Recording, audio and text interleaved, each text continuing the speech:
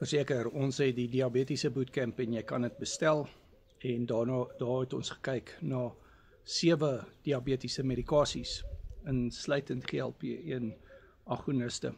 En ons het gekyk na hoe dit werk, die voordele daarvan, en ons het gekyk na die neeweffekte daarvan. So die bootcamps is op Google Meet, net coaching vriende het toegang tot dit.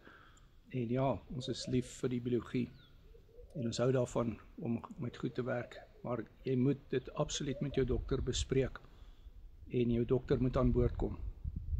Baie belangrik. Praat met jou dokter, want medikasies moet aangepas word en natuurlik het jy jou dokter se toestemming nodig vir die enige dieet aanpak. Maar die feit is dat die carnivore dieet diabetes omkeer. En die feit is mense misbruik medikasie. En die feit is mense probeer kort paadjies vat, waar kort paadjies nie gevat moet word nie. En dan het dit rippel-effekte op hulle gesondheid.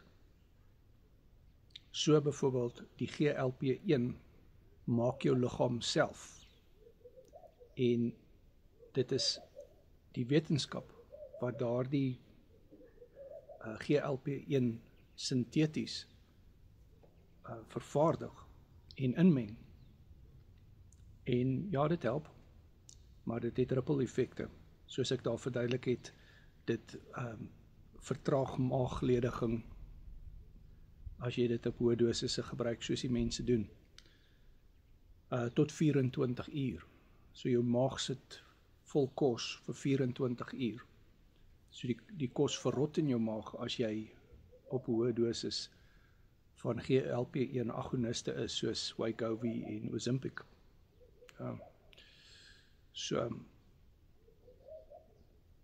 WhatsApp my, Carnivore Keto word coaching. Die coaching is op WhatsApp video call, die bootcamps is op Google Meet. Ons maak video opnames van die bootcamps, so jy kan dit bestel.